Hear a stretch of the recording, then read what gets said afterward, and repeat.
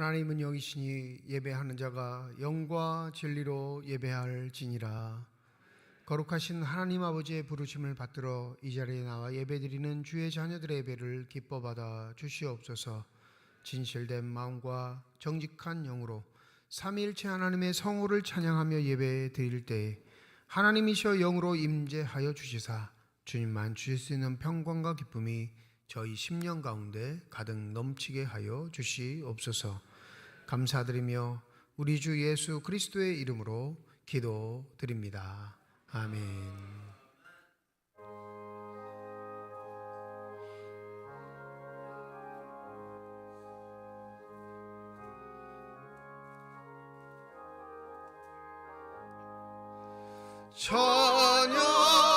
찬양하라 복되신 구세주 예수. 백성들아 사랑을 전하세. 경배하라 하늘의 천군과 천사. 주님 앞에 영광을 돌리세. 목자같이 우리를 지키시고 종일 품에 늘어나 주시니 찬양하라 높으신 권세를 찬양. 찬양 찬양 영원히 드리세. 찬양하라 복되신 구세주 예수. 우리 대신 죽임을 당했네. 구주 예수 영원한 구원의 소망. 경배하며 겸손히 절하세. 찬양하라 우리 죄 지신 예수. 그의 사랑 한없이 크셔라. 찬양하라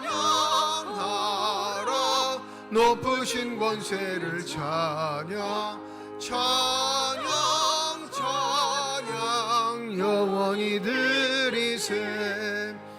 찬양하라 복되신 구세주 예수. 천사들아 즐겁게 찬양해. 구주 예수 영원히 다스리시니 면류관을 주 앞에 드리세. 구주 예수 세상을 이기시고 영광 중에 또다시 오시리. 찬양하라 높으신 권세를 찬양. 찬양 찬양 영원히 드리세. 여호와께서 집을 세우지 아니하시면 세우는 자의 수고가 헛되며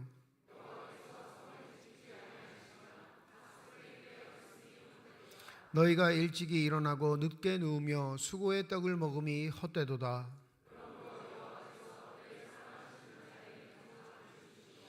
보라 자식들은 여호와의 기업이요 젊은 자의 자식은 장사의 수중의 화살 같으니 그들이 성문에서 그들의 원수와 담판할 때에 수치를 당하지 아니하리로다. 아멘. 지난 한 주간 동안의 삶을 되돌아보며 주님 앞에 참회의 기도를 드립니다.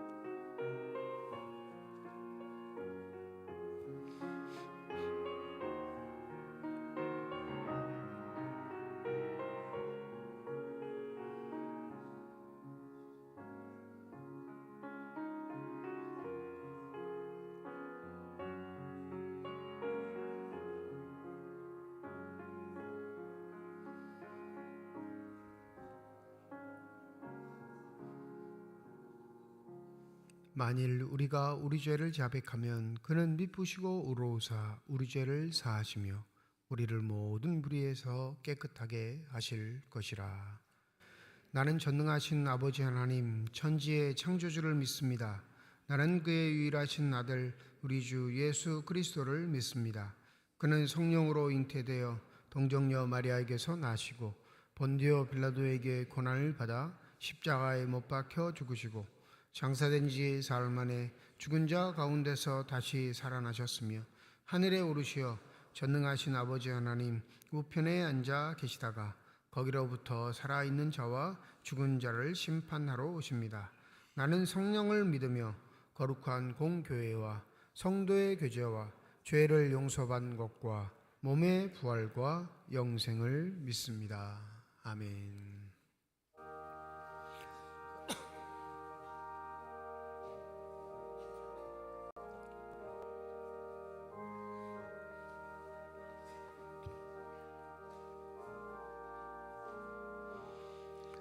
큰 물결이 설레는 어두운 바다 저 등대의 불빛도 희미한데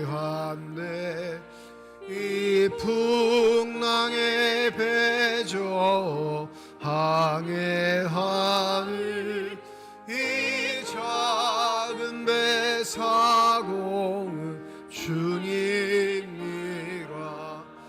나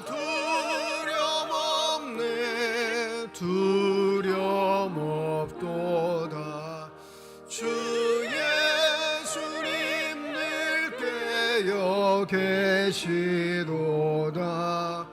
이 흉흉한 바다를 다 지나면 저 소망의 나라에 이르리라. 큰 풍랑이 이 배를 위협하며 저 깊은 물이 벌려 달려드나 이 바다에 놓여 항해하는 이 작은 배 사공은 주님이라. 나 두려움 없도다. 주 예수님 늘 깨어 계시도다. 이 흉흉한 바다를 다 지나면 저 소망의 나라에 이르리라. 큰 소리로 물결을 명하시며 이 바다를 고요히 잠자리라. 저 동력이 환하게 밝아올 때 나 주 함께 이 바다 건너가리. 나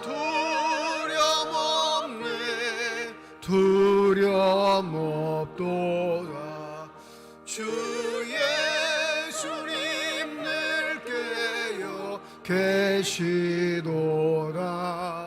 이 흉흉한 바다를 다 지나며 저 소망의 나라에 이르리라.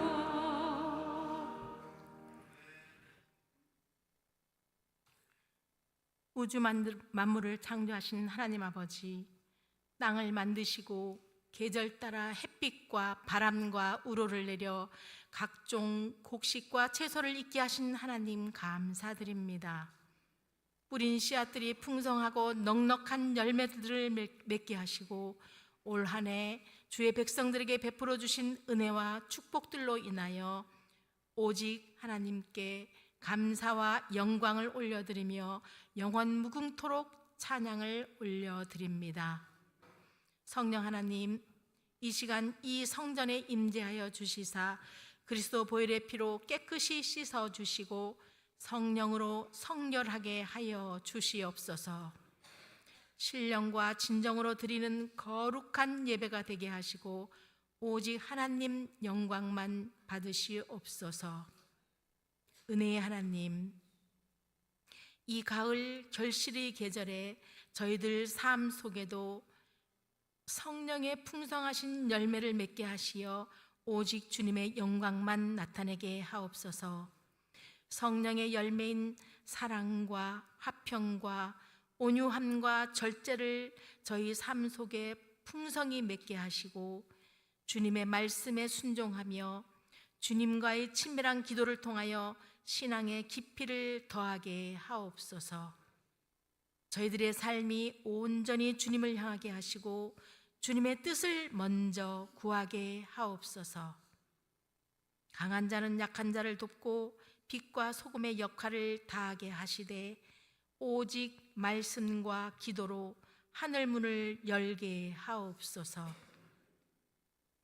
우리의 인생 모든 날들 가운데 늘 주님 앞에서 겸손하게 하시고 말씀 앞에 순종하는 삶으로 살아가게 하시사 저희들에게 깨달음을 더하여 주시옵소서.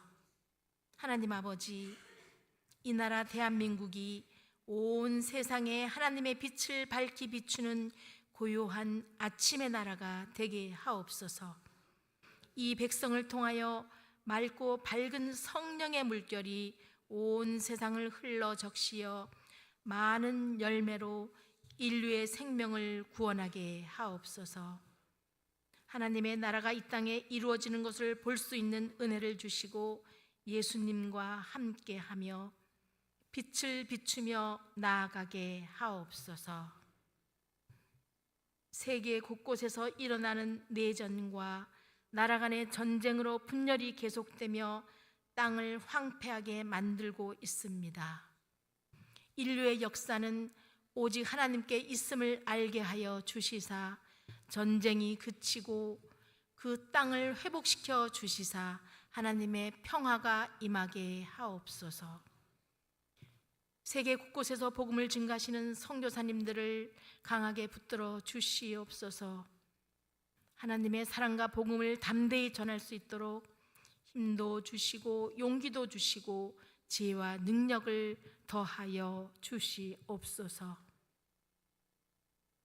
모든 병을 치료하시는 하나님 아버지, 하나님께서는 온 우주와 우리의 육신과 영혼을 창조하신 창조주이시고 능치 못하심이 없으신 줄을 믿습니다.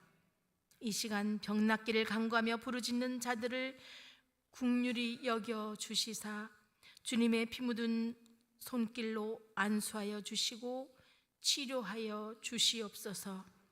든든한 믿음으로 끝까지 견디며 승리하게 하옵소서. 지혜로우신 하나님 아버지, 삼척중앙교회 교육부를 위해서 기도합니다. 하나님께서 맡기신 자녀들을 위해 기도하며 말씀으로 양육해가는 복의 근원이 되게 하옵소서. 2024년도 대학 수능시험과 대학 진로를 앞둔 고3 수험생들을 축복하여 주시사 지금까지 쌓아온 노력과 지식이 잘 발휘되게 하시고 좋은 결과로 이어질 수 있도록 주님 인도하여 주시옵소서. 말씀과 기도로 최선을 다하며 하나님을 믿으며 나아가는 믿음의 인재들이 되게 하옵소서. 이 시간 단위에 세우신 목사님을 성령으로 기름 부으시고 강하게 붙들어 주시옵소서. 선포되는 말씀이 진리의 말씀이 되어 우리의 영혼을 깨워주시고 우리의 심령이 회복되는 놀라운 역사가 나타나게 하옵소서. 주님 앞에 올려드리는 시온 찬양대의 찬양을 기뻐받아 주시옵소서. 주의 성전에서 예배를 도우며 하나님을 섬기는 손길을 축복하여 주시옵소서. 성령 하나님, 이 시간 임재하여 주시사 모든 영광 하나님 홀로 받으시고 언제나 살아계셔서 역사하시는 예수님의 이름으로 간절히 기도드리옵나이다. 아멘.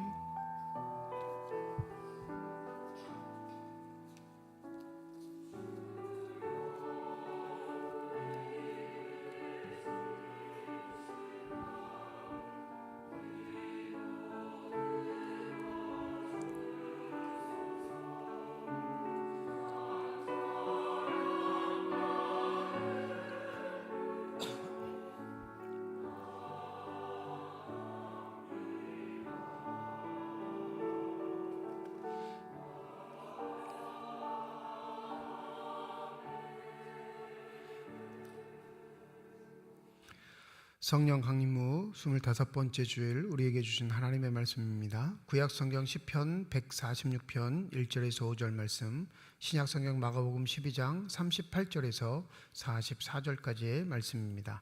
다 함께 자리에 일어나 하나님의 말씀을 받겠습니다.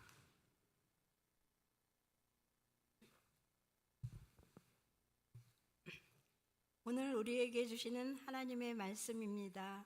할렐루야. 내 영혼아 여호와를 찬양하라. 나의 생전에 여호와를 찬양하며 나의 평생에 내 하나님을 찬송하리로다. 귀인들을 의지하지 말며 도울 힘이 없는 인생도 의지하지 말지니 그의 호흡이 끊어지면 흙으로 돌아가서 그날에 그의 생각이 소멸하리로다. 야곱의 하나님을 자기의 도움으로 삼으며 여호와 자기 하나님에게 자기의 소망을 두는 자는 복이 있도다.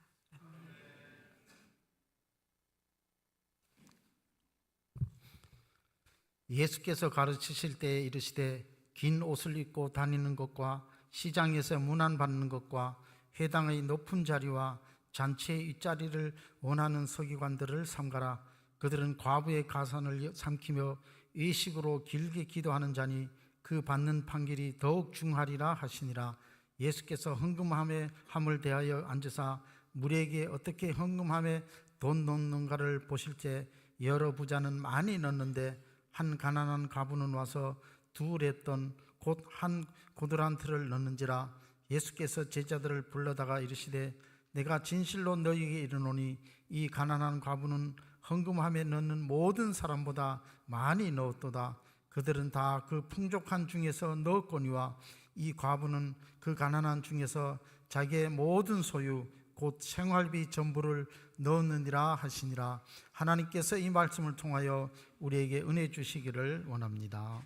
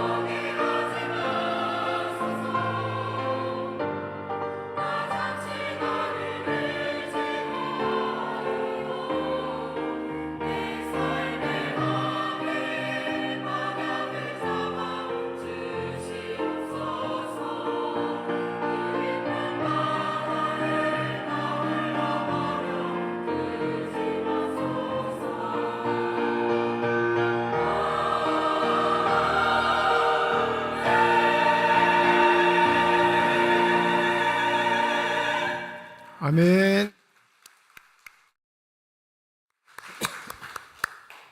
기도하겠습니다. 이 시간 우리들의 눈을 열어주시사 주님의 얼굴 바라보게 하여 주시옵시고 우리들의 귀를 열어주셔서 주 음성 듣게 하여 주시옵소서. 닫혀진 우리의 심령의 문이 성령의 은혜 가운데 활짝 열려지게 하여 주셔서 하나님 아버지 마음속에 품고 계시는 기쁨과 평안과 만족이 넘치는 복된 시간이 되게 하여 주시옵소서. 감사드리며 우리 주 예수 그리스도의 이름으로 기도드립니다. 아멘. 저희 할머니 시대의 분들은 남자 아이들을 보고 똘망똘망한 아이들을 보면 항상 하시는 말씀이 있었죠. 아, 이 녀석 커서 장군이 되겠구나, 이 말씀들을 하셨어요. 군인들이 통치하던 시절, 군인들이 세상을 쥐락펴락하던 시절이니 그가 어여삐 여기는 손주들은 반드시 장군이 되어야 한다라는 마음에 소원이 반영된 이야기이죠.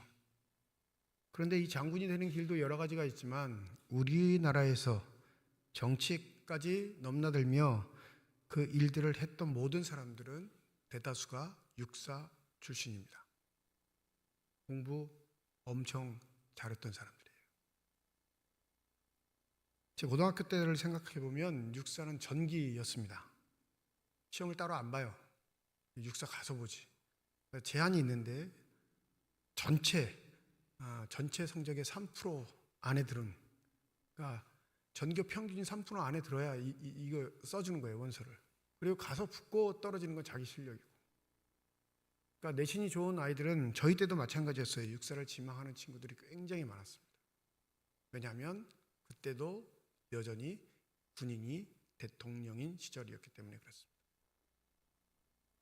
출세할 수 있는 길, 내 자녀가, 내 후손이 가장 명예로운 자리, 대표가 되는 자리, 가장 권력을 많이 갖고 있을 수 있는 자리에 가는 게 성공이라 여겼을 때 우리가 갖던 말버릇에 그 소망이 나타나 있지요. 학력 제한도 없고 시험만 잘 보면 출세할 수 있는 유일한 길이 우리나라에서는 사법고시 제도였습니다. 1973년 응시 제한이 철폐된 이후로 2016년 마지막 시험을 치를 때까지 많은 사람들이 거기에 목매고 살았죠. 지금은 자격 조건 제한이 있습니다. 법학 전문 대학원을 나와야 시험을 칠 수 있는 자격을 주어요. 그러니까 학력 되지 않으면, 돈 없으면, 실력 없으면 출세할 수 있는 길이 꽝 막힌 사회가 된 겁니다. 개천에서 용 나는 시절은 지나갔습니다. 돈이 용을 만드는 세상, 가문이 용을 만드는 세상, 실력으로도 인정받지 못하는 세상이 우리 앞에 펼쳐져 있는 거죠. 2000년 전 예수님 당시 시대에 실력으로만 인정받는 지도자급 인사들이 존재했는데 가문과 상관없이, 자기 아버지가 할아버지가 누구인지 상관없이 곧이곧대로 실력으로만 인정받고 지도자급으로 인정받는 유일한 부류가 바로 오늘 본문에 등장하는 서기관들입니다. 성전을 중심으로 하는 제도를 갖고 있었던 이스라엘에서 제사장은 세습제였습니다. 할아버지가 제사장, 아버지가 제사장, 아들이 제사장, 손자가 제사장. 그건 변함없어요. 죽을 때까지 제사장 가문은 정해져 있습니다. 그런데 이 성전 문화를 통해서 나라를 다스리고 통치하고 모든 것을 관장했던 이스라엘에서 가문에 얽매이지 않고 유일하게 실력으로만 지도자급 인정을 받을 수 있는 건 바로 서기관이 되는 방법밖에 없었죠. 이 서기관은 모든 율법을 암송하는 자입니다. 그리고 그 암송한 율법을 해석할 수 있는 권한도 있고요. 그 해석할 수 있는 권한만 있는 게 아니라 사람들의 삶에 개입해서 잘잘못을 판결해 줄 수 있는 재판관의 역할까지 했던 사람들입니다.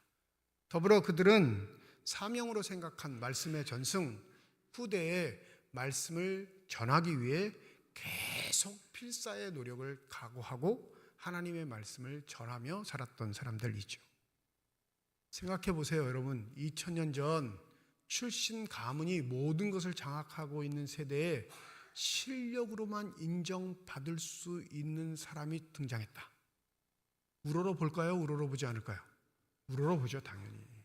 그래서 오늘 본문 말씀 38절에 예수께서 가르치실 때 이르시되 긴 옷을 입고 다니는 것과 시장에서 문안받는 것과 회당의 높은 자리와 잔치의 윗자리를 원하는 서기관들을 삼가라 하실 때 이게 부정적으로 들어오긴 하지만 실제적으로 2000년 전 당시 서기관들이 이런 대접을 받아야 마땅한 사람들이라는 건 당대의 모든 사람들이 인정하는 거였습니다. 아버지 때문에 출세한 건 아니에요. 할아버지 재력이나 능력 때문에 출세한 것 아닙니다. 오롯이 자신의 노력과 실력으로 서기관까지 올라가서 그 일을 감당하고 있기에 모든 유대 사회에서 총망의 대상이 될 뿐만 아니라 저 사람을 통해 내 삶이 영유된다는 사실을 알고 있기에 서기관들은 응당 대접받으려고 하지 않아도 대접받는 자리에 가 있는 사람들이었습니다. 너무 먼 얘기하니까 재미없으시죠? 여러분, 조선시대에 저희들 딱 우리가 이렇게 만났다 그러면 이렇게 똑같이 앉아 있을 수 있을까요? 아니면 어느 부류는 밖으로 나가고 어느 부류만 안에 있을 수 있을까요? 네? 조선시대에 만났으면 여자는 다 밖으로 나가야 돼, 지금. 남자는요? 남자도 이 위에 올라오는 건 딱 제한됐을 거예요. 그죠? 지금은 족보 안 따지니까 다 거짓말하는데 우리 양반이에요. 양반 얼마 없어요. 조선시대에만 태어났어도 우리가 지금 누리는 건 하등 누리지도 못하고 절대 상상할 수 없는 일들을 우리가 겪어야 할 텐데 지금은 당연히 누리니까 이게 마땅한 걸로 알고 살아갑니다. 조선시대보다 더 먼 2000년 전 유대 사회에서 계급이 존재하고 세습이 존재하고 가문이 존재하고 그것 외에는 출세할 방법이 없는 사람 중에 서기관이라는 사람이 등장했으니 이건 선망의 대상일 수밖에 없죠. 그러니 당연히 머리 숙입니다. 그들이 등장하면 뒷걸음질 칩니다. 그들의 말은 하나님의 말씀처럼 들을 수밖에 없는 게 그 시대의 정서였습니다.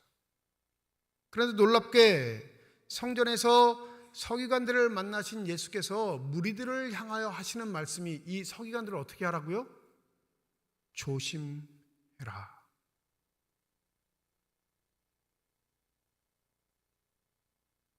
1차적으로는 저 대상 주의해서 거리 떨어져서 살아 이 말이고요. 이 말입니다. 첫 번째는 본문의 의미는 저 서기관하고 긴밀하게 협착해서 살지 말고 거리를 두고 살피면서 살아. 이게 1차적인 유의하라, 조심하여라 라는 말이고요. 2차는 네 마음속에 있는 흑심, 저 사랑과 같이 되고 싶어하는 열망에 유의하라 말씀하시는 겁니다.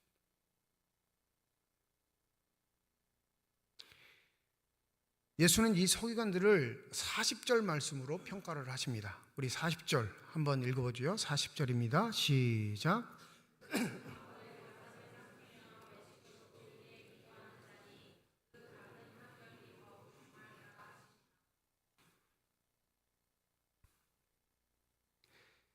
성전 제도를 중심으로 이루어진 권력은 제사장, 서기관들이긴 하지만 이 서기관들은 보통 사람들이 살고 있는 회당까지 장악하고 있었던 아주 강력한 무리들이었습니다. 왜 그러냐면 회당이 모든 마을의 중심, 이게 법원 기능도 하고요, 재판 기능도 하고 학교 기능도 하고 모든 생활을 관장하는 요소가 있기에 율법을 기준으로 모든 생활이 진행되는 유대인에게 이 서기관은 엄청난 존재였던 거죠. 실제적으로 제사장은 제사를 관장하는 성전에만 머무르지만 서기관은 그 한계가 없이 어떤 것도 넘나들었던 사람들입니다. 그러니 과부가 생길 때 남편이 죽으면 과부가 되는데 그 남편이 남긴 유산은 어떻게 해야 할까요? 남편이 남긴 유산, 그거 함부로 부인에게 양도되는 게 아니에요. 그걸 판결을 누가 하냐면 서기관들이 해요. 법적인 조항들은 누가 알아요? 서기관이 하니까. 율법의 조항들은 서기관이 상황마다 다 판단을 내려주니까 이 모든 과부들이 자연스럽게 남편의 유산을 상속받는 게 아닙니다. 뿐만 아니라 유대 사회는 계대 결혼 제도가 있었죠. 형이 죽었는데 큰 형수가 아이가 없으면 둘째가 그 큰 형수하고 결혼해야 돼요. 그러니까 이 유산 문제는 쉬운 문제가 아닌 겁니다. 그냥 과부가 됐다고 다 취할 수 있는 것도 아니에요. 자기의 삶의 길을 여성 혼자 결정할 수 있는 사회가 아니니까 그 판단을 누가 해줘요? 서기관이 해주는 거예요. 그런데 좋게 얘기하지 않으셨으니까 이 과부의 가산을 삼킨다라는 의미는 반드시 서기관이 자기의 요령껏 자신의 배를 불리는데 사용했다는 의미가 포함되어 있을 겁니다. 더불어 40절에 삼키다라는 동사를 썼는데 이게 무시무시한 이유는 이 집어 삼키다라는 동사가 마가복음에 딱 2번 쓰이는데 오늘 본문 말씀에 한 번 쓰이고 마가복음 4장 4절에 한 번 더 쓰입니다. 딱 2번 쓰이는 동사예요. 집어 삼키다. 이 먹는 것에 의미를 두죠. 그럼 마가복음 4장 4절은 뭐냐? 길가에 떨어짐에 새들이 와서 먹어버렸다. 씨 뿌리는 자의 비유를 아시죠? 농부가 씨를 뿌리는데 뿌리는 게 일부는 길가에 떨어지자마자 누가 와서 먹었다고요? 새들이 와서 먹어버렸어요. 근데 나중에 예수께서 이 새를 어떻게 해석하냐면 사단이, 악마가 와서 먹어버렸구나, 이렇게 해석을 하세요. 그러니 서기관이 과부의 가산을 삼켜버리는 건 예수가 뭐라고 판단하시는 거예요? 똑같은 동사를 썼으니까 그 서기관인 뭐다? 사단이다. 얘기합니다.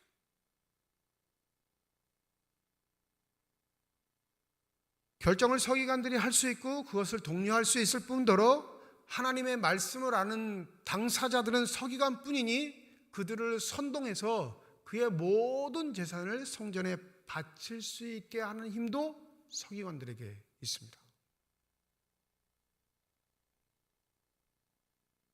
얼마 안 된 일이지만 서울 강북에서 전도사를 하고 있을 때 청년들하고 겨울 수련을 갔어요. 청년들하고 겨울 수련회. 청년들하고 겨울 수련회 가면 제가 반드시 하는 게 있는데 뭘 쓰게 만들어요. 그리고 이 쓴 대로 읽게 하는 프로그램을 꼭 합니다. 이게 뭐냐면 자기소개. 네. 겨울 수련회니까 이제 고등학생 중에 올라오는 청년들도 있고 서먹서먹하게 잘 모르는 친구들도 있으니까 자기소개를 자기 손으로 직접 기록하게 해서 그것 그대로 읽게 만드는 겁니다. 덧붙이지 못하게. 근데 한 남자 청년이 머뭇머뭇하고 웃기만 해요. 바로 제 옆에 앉았는데 그 옆에 앉아서 좀 귀찮게 하는 스타일들이 있어요. 딱 그 스타일인데 안 하고 멍하니 저만 쳐다보고 웃는 거예요. 야, 써. 웃지 말고. 네. 그리고 계속 웃어요. 뭔가 이상한 느낌을 감지했어요. 아, 이 친구 좀 다르다. 여기 앉아있는 친구들하고. 그래서 부장 집사님 눈빛을 쫙 보니까 이러더라고요. 부장은 나보다 먼저 교회를 다녔으니까 알죠? 나는 이제 온 전도사니까 잘 모르고. 나중에 알고 보니까 읽고 쓰는 것을 못해요.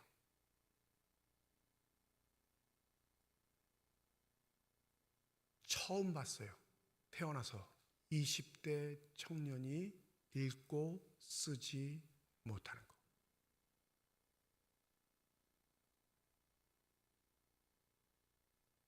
좀 남들보다 떨어진다고 부모가 방치한 거예요. 학교 보내지 않고 그냥 자라게 한 겁니다. 듣는 건 들어요. 말은 합니다. 그런데 쓰고 읽지 못하는 삶. 근데 역전됐다고 생각해 보세요. 한 사람만 쓰고 읽을 수 있고 나머지는 다 쓰지도 못하고 읽지도 못한다면 이 쓰고 읽는 사람은 뭐가 될까요?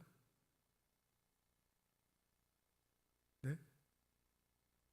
다수로 따지면 쓰고 읽는 사람이 바보가 돼야 되는데 2000년 전 유대 사회에는 이 쓰고 읽는 사람이 신이 되는 겁니다. 역사적으로 우리는 그런 시절을 거쳐왔습니다.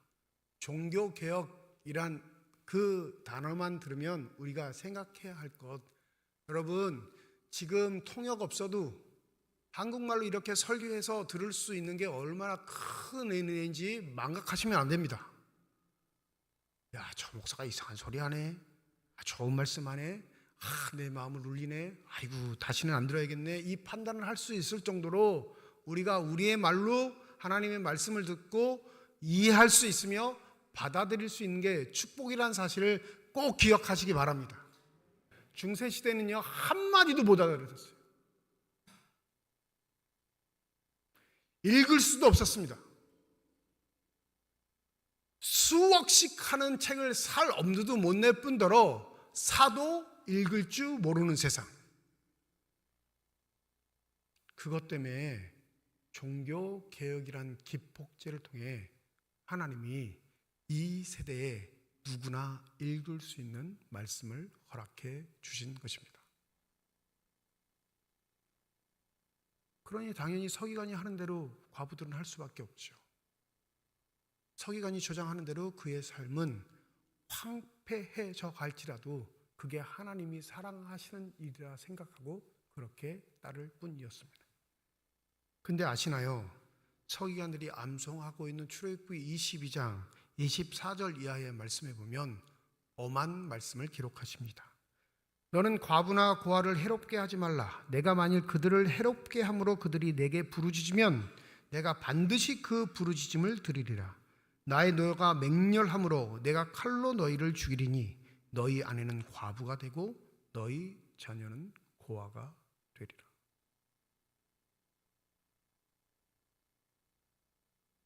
아는 놈이 무섭다고. 아는 것 제대로 행하지 않으면 하나님 뭐라고 하셨어요? 그 배로 갚아줄게. 고아 가부는 내 편이야. 기억해. 그를 보살피고 돌보고 살피는 게 너에게 주어진 엄중한 책임이야. 이걸 누가 먼저 알고 있을까요? 서기관들. 그런데 그 서기관들은 이 과부의 재산들을 빼앗는 강도와도 같은 사람들이었습니다. 위장하는 방법은 딱 한 가지죠. 어떤 방법이 있을까요? 이건 하나님의 뜻이야. 이건 하나님이 기뻐하시는 일이야. 그러니 이거를 드러낼 수 있는 유일한 방법은 남들보다 오래 기도하는 겁니다. 내가 거룩한 사람이라 하나님의 음성을 듣고 내가 하는 모든 일은 다 하나님의 일이다 위장하게 하는 거죠. 그러니 40절 마지막 단락에 뭐라고 하셔요? 그 받는 판결이 더욱 중할 것이다. 앞단락에 문안하는 거, 인사받는 거, 잔치자리에서 창석에 앉는 것 얘기할 땐 주의해, 조심해 얘기하셨는데 그 다음 단락에 가서는 심판의 이야기를 하시면서 이들의 삶이 하나님이 허락하신 말씀대로 이루어지지 않고 있음을 우리에게 알려주고 계시는 겁니다. 그러면서 41절부터 등장해요. 41절의 이 헌금 이야기는 앞의 단락과는 전혀 상관없는 이야기처럼 들립니다. 41절부터 44절까지는 뭐예요? 하나님은 헌금 액수를 보시겠다는 거예요? 마음을 보시겠다는 거예요? 이건 누구나 다 아는 이야기예요. 근데 이게 조화롭게 이루어지는 본문이 아닌 것처럼 자꾸 느껴져요. 앞에 40절까지는 다른 이야기, 41절부터 44절까지는 또 다른 이야기처럼 느껴집니다. 그런데 교회력 본문에서 이걸 하나로 합친 건 숙제를 내준 거예요. 목사뿐만 아니라 성도들에게 오늘 본문은 하나입니다. 하나니까 한 가지 방식으로 해석을 하세요라는 거예요. 앞단락 40절까지와 41절부터 44절 두 번째 단락에 공통적인 단어가 등장해요. 뭐가 등장할까요? 공통적인 단어. 과부예요, 과부. 과부. 그런데 헌금의 이야기에 등장하지 않는 인물이 있지만 그 성전 제도라고 하면 빠질 수 없는 이름이 뭐냐면 서기관인 겁니다. 41절에 보면 예수께서 헌금함에 대하여 앉으사 무리가 어떻게 헌금함에 돈을 넣는가 보실세, 이렇게 시작합니다. 이거 우리의 마음을 불편하게 해요? 아하, 그러시구나 하게 해요? 불편하게 하죠. 우리가 알던 예수가 아니에요. 제가 예배 시작 전부터 항상 저 헌금함 앞에 의자 딱 두고 이렇게 앉아 있다가 여러분들 다 들어가면 자 임례송 하고 들어오면 여러분 불편하시겠어요? 감사하게 생각하시겠어요? 어떻게든지 뭘 넣으려고 할 거예요. 네? 돈이 없으면 빈 종이라도 뚫어지게 쳐다보고 있으니까. 예수가 지금 그 상황인 거예요. 한 번도 하지 않으셨던 행동, 이 행동으로 말미암아 모두를 불편하게 만드는 행동. 근데 이게 되게 의미심장한 게 뭐냐면 구약적 배경에 메시아가 되는 존재, 왕이 되는 존재, 통치자가 되는 존재가 의자에 앉아 뚫어지게 쳐다본다는 건 다 심판을 의미합니다. 여인의 뜰에서 헌금함에 헌금을 넣는 사람들을 의자에 앉아서 뚫어지게 쳐다보시는 건 예수가 뭘 하고 계시다는 거예요? 심판하고 계시다는 거예요. 문제적인 인물은 과부입니다.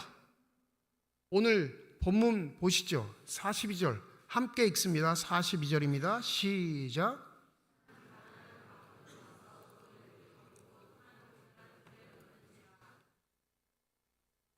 이게 왜 문제적 행동이냐면 여러분, 성전에는 성전을 유지하기 위한 제사 제도를 유지하기 위한 법칙이 있어요. 제도가 존재해. 근데 그 제도는 제사장과 서기관들이 일방적으로 만드는 게 아니라 율법의 규정을 적용합니다. 헌금에 하한가가 있어요. 하한액. 더 내려갈 수 없는 액수가 율법에 기록되어 있습니다. 처음 들어보세요? 헌금의 하한액? 우리 교회는 헌금의 하한가가 있을까요? 없을까요? 제한이? 1,000원 넣으면 반칙, 안 반칙? 없어요. 우리는 하한가가. 근데 율법에는 한 액수가 정해져 있어요. 더 밑으로는 못 넣어요.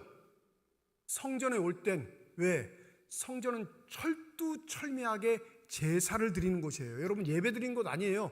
철두철미하게 자신의 죄를 사함받는 제사를 드리는 곳, 사함받아서 기쁘게 하나님께 감사를 드리는 곳, 그 감사가 너무 커 제사를 드려 자신의 음식을 나누어 먹을 수 있는 유일한 곳. 그러니까 성전은 제사 제도 법칙 외에는 존재하지 않습니다. 그러면 한액이 뭘까요? 가장 적은 액수의 기준, 산비둘기예요. 산비둘기. 가장 보잘것없는 제사가 세 번제인데 레위기 1장 14절 만일 여호와께 드리는 예물이 세 번제이면 산비둘기나 집비둘기 새끼로 예물을 드릴 것이니라. 집비둘기는 또 새끼야. 왜 그럴까요? 하나님도 상식적인 거예요. 인간의 고달픔을 알아요. 어미를 집비둘기를 드리면 새끼는 누가 낳아? 그죠? 새는 여러 마리의 새끼를 낳으니까 새끼를 제물로 드려 그 집의 가산이 줄어드는 걸 하나님께서 제도로 방지하세요. 근데 그 집 비둘기도 없는 가난한 집은 어떻게 해야 한다고요? 산에 가서 비둘기 잡아다 드려야 돼요.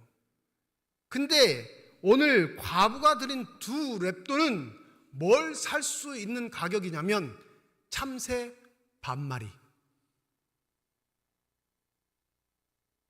한 마리도 아니에요. 참새 반마리.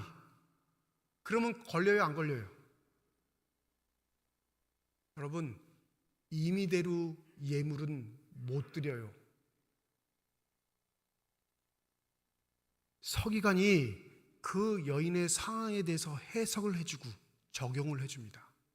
서기관님, 제가 뭔가 큰 실수를 해서 죄를 지은 것 같은데 어떻게 하면 될까요? 뭐 하다가 죄 지은 것 같은데 이러이러해서 죄를 지었어요. 그래? 그러면 그 죄 사함은 너 집 비둘기 새끼 2마리 갖고 가야겠다. 이걸 서기관이 정해줘요. 그러면 2렙돈은 해당 사항이 있어요? 없어요? 없습니다. 돌려보내야 돼요. 그런데 어떻게 하죠? 집어 넣어요. 왜 이런 일이 벌어졌을까요? 성전에서 나오는 성전에 헌금된 모든 돈이나 가축들의 1차적인 소유권은 제사장에게 있습니다. 그런데 이 성전에서 나오는 유지비 중에 일부는 누구에게로 돌리냐면 서기관에게 돌립니다. 왜요? 제사의 사안사안을 해석해주고 적용해주고 금액을 할당해주는 역할을 하니까. 그러니까 성전의 헌금이 늘어나면 누구의 주머니가 늘어날까요? 서기관의 주머니가 늘어나는 거예요. 그러니 이들의 삶은 과부의 2렙돈도 헌금시킬 만큼 어마어마한 욕망 덩어리인 겁니다.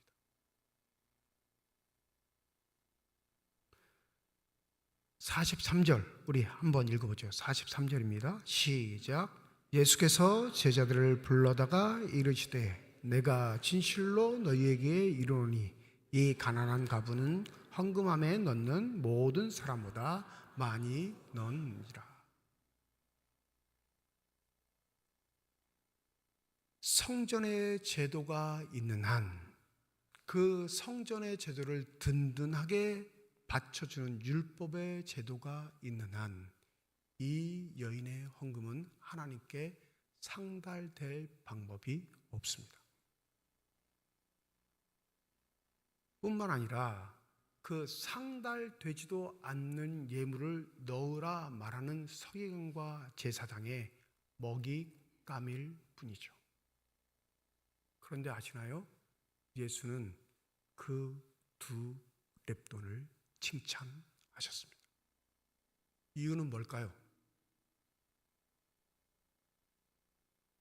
성전의 제도, 율법의 제도로 칭찬받는 시대가 아니라 이제는 직접 예수께서 칭찬하시는 세대, 하나님의 영이 직접 우리를 감동하는 세대가 올 것임을 우리에게 말해주고 있는 것입니다. 그래서 헌금함에 앉아 그들이 하는 모든 행태, 마음의 태도를 보시고 예수는 선언하신 겁니다. 여전히 성령의 시대에 교회를 시대를 살지만 율법의 시대에 성전의 시대에 갇혀 사는 자들이 있습니다. 우리가 그래요, 여러분. 하나님 기껏 다 부셔놨는데 기껏 또 우리는 하나님의 이름 빙자해서 지어요. 그리고 또 이거 유지하려고 서로 또 옥신각신합니다. 또 질서는 유지해야 되니까 이게 법칙이다 저게 법칙이다 하고 또 싸워요. 그리고 그렇게 싸울 때마다 다 들먹이는 게 하나님의 말씀, 하나님의 법인데 결국엔 세상은 누가 이기죠? 힘센 놈이 이기는 거예요. 많이 가진 놈이 이기는 겁니다. 많이 배운 놈이 이겨요. 교회도 마찬가지입니다.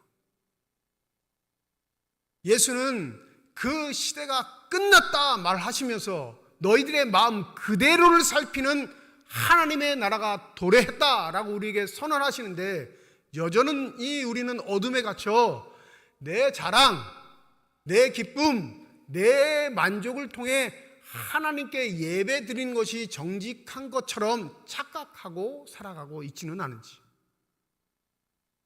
이 마음을 주님은 조심하라 명령하십니다.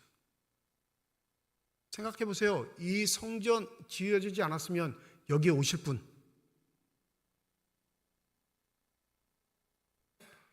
인간은 그래요. 눈에 보이는 거에 약해. 그러니까 지어도요 크게 지어야 돼요. 크게만 지으면 안 되죠. 어떻게 지어야 돼요?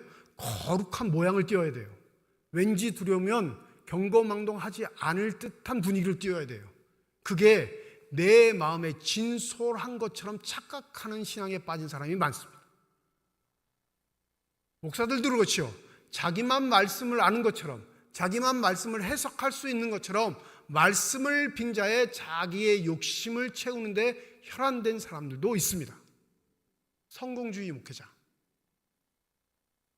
교인의 수가 실적인 것처럼 착각하는 목회자, 헌금의 액수가 자신의 능력인 것처럼 호도하는 목회자.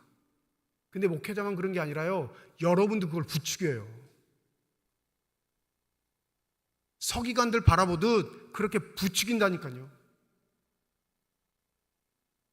그러한 시대의 신앙은 여러분, 누구 것을 빼앗아 그게 하나님의 축복인 것처럼 과장하고 위장해서 결국엔 심판만 초래하는 세상이 된다는 사실을 잊지 마시기 바랍니다.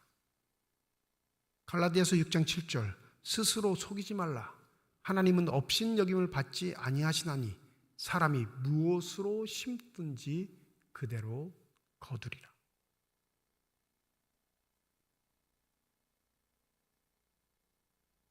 이 말씀이 무서운 줄 모르면 뭐가 된 거냐면요, 앞이 안 보이는 사람이 된 거예요. 하나님의 말씀이 안 들리는 사람이 된 겁니다. 그냥 종교적 행태, 태도, 습관만 갖고 단지 자기가 하나님의 자녀가 됐다고 착각한 채 살아가는 겁니다. 깨어있는 신앙, 성령의 감동으로 스스로 판단하고 그 판단 가운데 주의 제자의 길을 가지 않는다면 늘 언제나 종살이의 역할에 만족해야 할 겁니다. 예수는 이 단락의 말씀을 통해 우리에게 말씀하십니다. 율법도 성전 제도도 너희를 자유롭게 하지는 못해. 유일하게 자유롭게 하시는 분, 그 유일하신 분, 그분이 누구죠?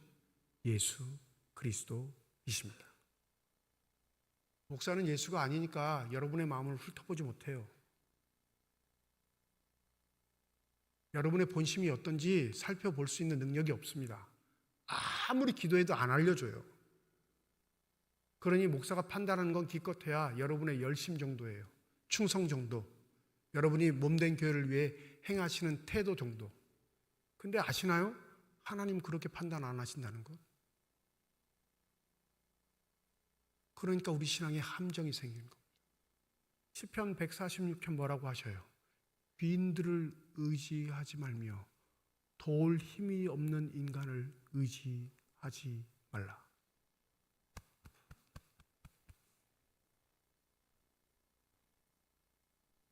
우리의 신앙이 고귀하고 아름다울 수 있는 유일한 길, 그건 바로 생명의 근원 되시는 예수의 말씀에 있는 줄 믿습니다. 무엇인가 만들고 그걸 통해 무엇인가 유지하려고 하고 그것을 통해 내가 드러나게 되면 거기엔 반드시 희생자가 생긴다는 사실. 부디 여러분의 신앙에 성령을 통해 자유를 주시는 성령 하나님의 은혜를 누리실 수 있는 저와 여러분이 되시기를 소원합니다. 그리하면 우리의 삶에 다가오는 종교적인 틀로 인한 위장과 겁박에 우리를 보호하고 하나님의 나라를 누릴 수 있는 참된 복이 저와 여러분에게 임하게 되시길 주님의 이름으로 축원드립니다. 기도하겠습니다.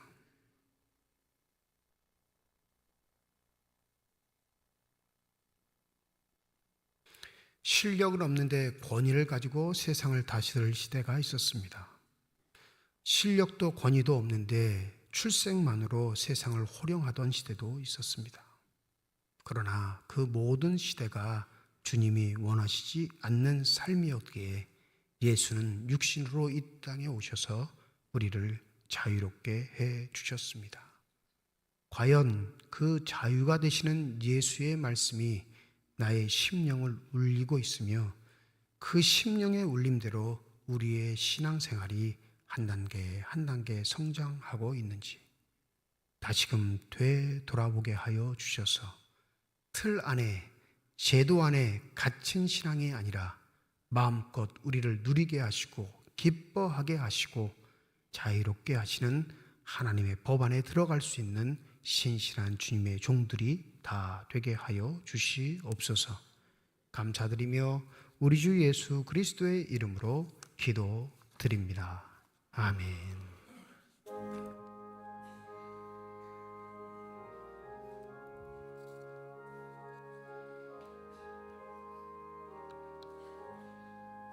저 높은 곳에 향하여 날마다 나아갑니다.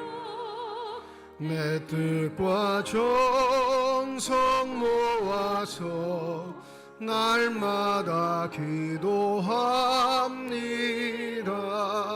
내 주여 내 맘 붙드사 그곳에 있게 하소서.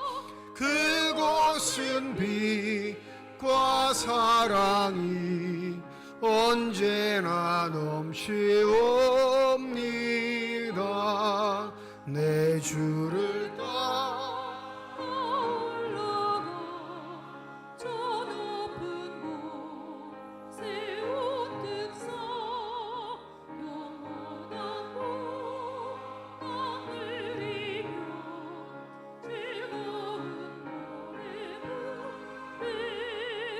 부르리. 내 주여 내 몸 붙드사 그곳에 있게 하소서.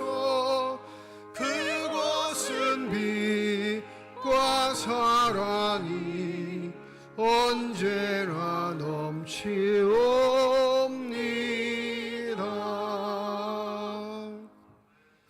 이원호 안수 집사님 가정에서, 조수동 집사님 가정에서, 김영숙 집사님 가정에서 건축 헌금 드리셨습니다.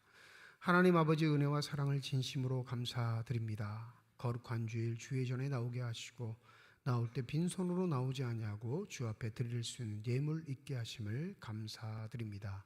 이 예물 쓰여지는 곳 하나님의 사랑이 널리 증거되게 하여 주시옵시고 하나님의 이름으로만 심겨져 하나님께서 뜻하시고 원하시는 풍성한 열매들이 가득 맺혀질 수 있는 거룩한 예물이 되게 하여 주시옵소서.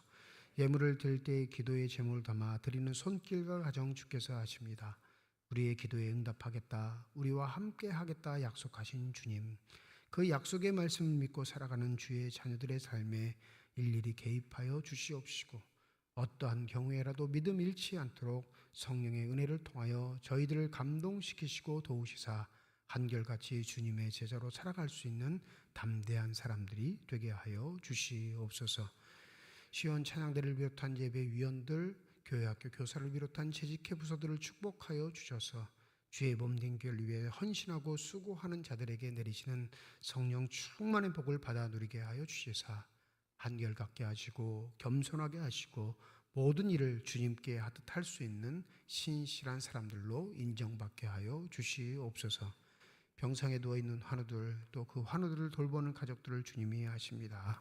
저들의 눈에 눈물을 닦아주시며 그 생명의 손길로 한부에 안수하여 주실 때 저들의 질병, 고통, 아픔이 치유되게 하여 주시옵시고 더욱더 강건하여져 주의 사랑을 증거하며 살아갈 수 있는 복된 삶들이 되게 하여 주시옵소서. 이번 주 목요일 수능고사를 치르는 우리 수험생들, 우리의 자녀들을 기억하여 주시기를 소원합니다. 배우고 익힌 것 풀어낼 때 지혜롭게 하여 주시옵시고 뿐만 아니라 하나님의 자녀들로 양육되어 싸우니 하나님께서 찾고 부르실 때에 아멘하며 순종하며 주의 일을 감당할 수 있는 신실한 믿음의 아들, 딸들만 되게 하여 주시옵소서. 이 일을 위해 수고했던 수험생 부모님들, 그 가족들을 위로하여 주시옵시고 남은 시간 동안 건강 상하지 않도록 주님께서 돌보고 지키시사 좋은 컨디션으로 좋은 시험의 결과 얻을 수 있도록 하나님께서 함께 하여 주시옵소서. 모든 것 감사드리며 우리 주 예수 그리스도의 이름으로 기도드립니다. 아멘. 우리 함께 인사하겠습니다. 하나님의 축복이 여러분과 함께. 네, 감사합니다. 옆에 분과 인사하시죠. 하나님의 축복이 옆에 계신 분과 함께. 감사합니다.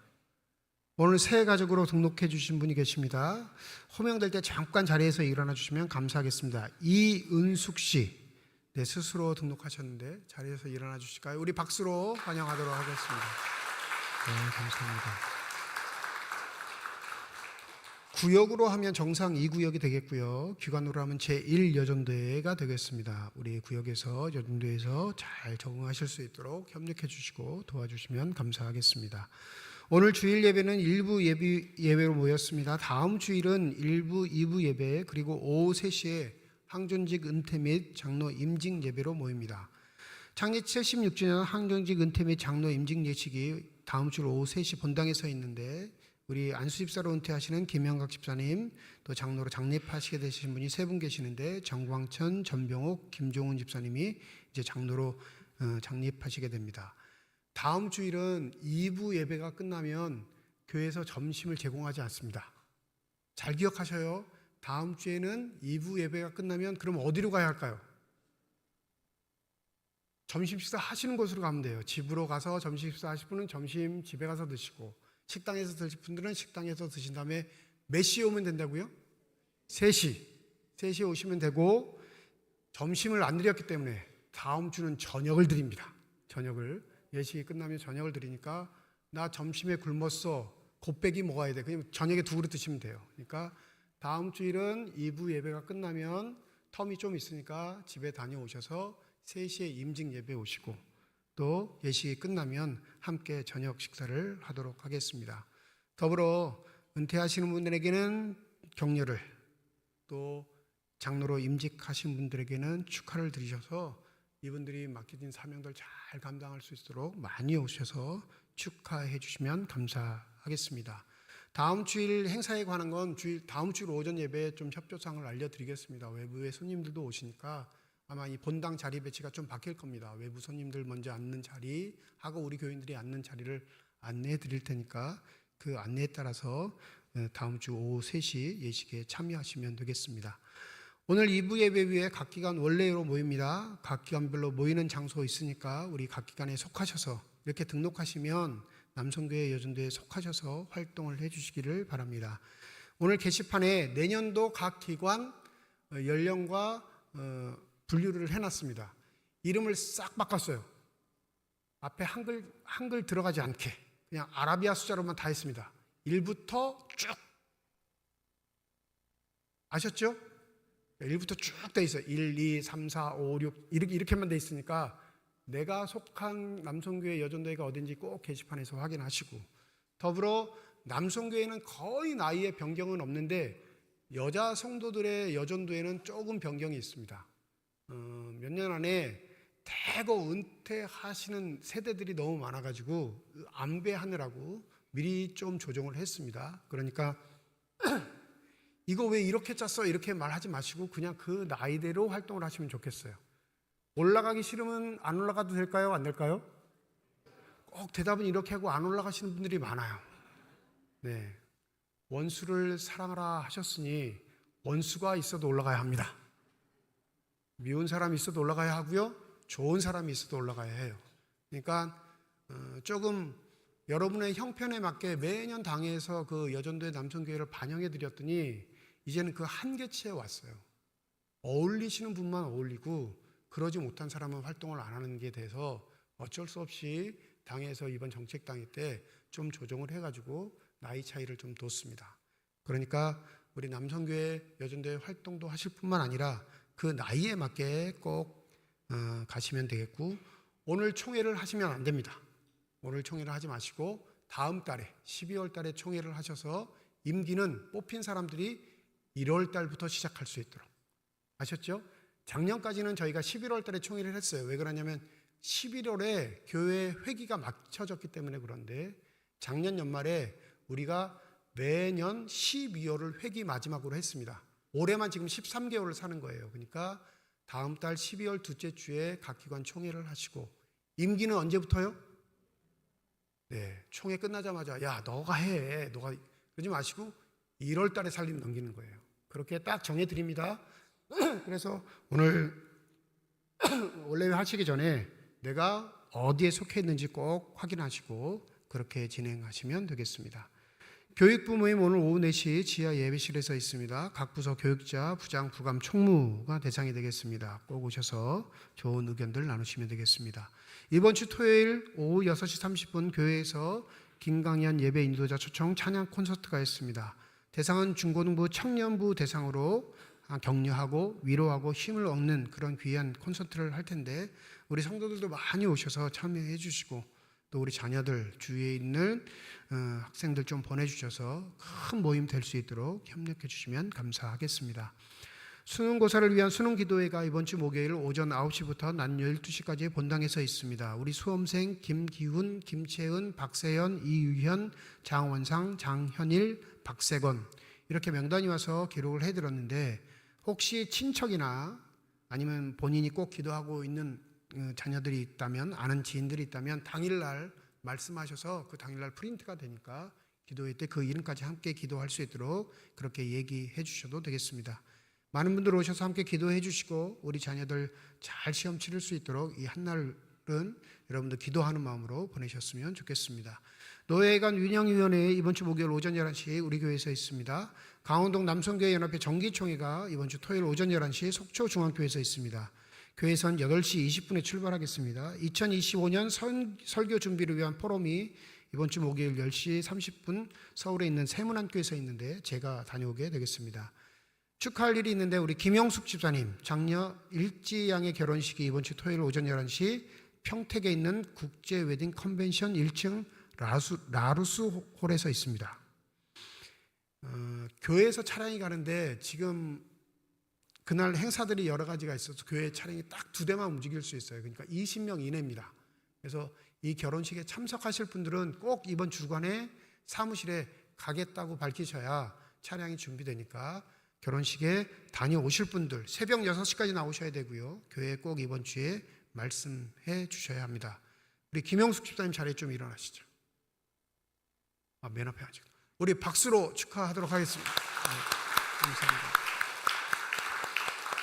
네, 감사합니다. 이제 다 함께 자리에 일어나셔서 결단 찬양 하나님께 드리겠습니다.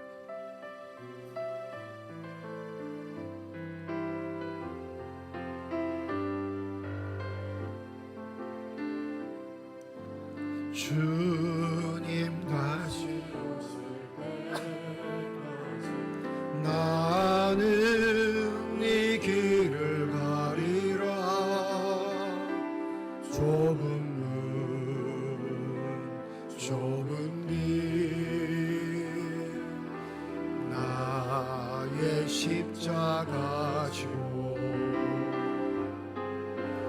나의 가는 끝에서 나는 주님을 보리라 영광의 내 주님 나를 맞아주시 주님 다시 오실 때까지 나는 일어나 달려가 주의 영광 온 땅 높을 때 나는 일어나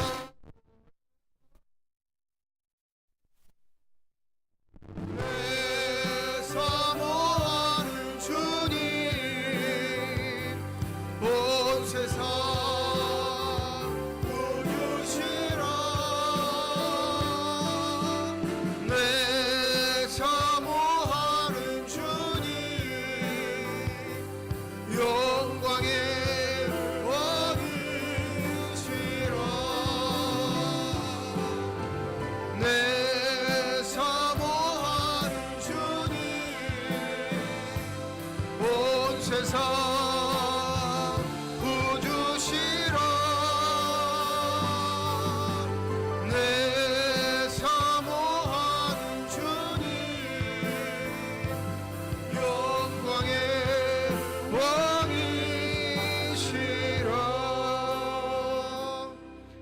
이제는 우리 주 예수 그리스도의 은혜와 하나님의 사랑과 성령님의 교통, 내주 인도 역사 충만하심이 오늘 새 가족으로 눅눅한 이은숙 씨 머리 위에와 이번 주 토요일 주님의 뜻과 은혜 가운데 결혼 예식을 거행하는 장일지양 가정 위에, 이번 주 목요일 수능고사를 치르는 우리 모든 수험생들 머리 위에와 주의 말씀을 마음에 새기고 삶의 자리에 돌아가 성령의 음성을 따라 살아가기를 소원하는 주님의 거룩한 자녀들, 이들의 가정과 일터와 앞길 위에 이제로부터 영원토록 함께 하시기를 간절히 축원하옵나이다.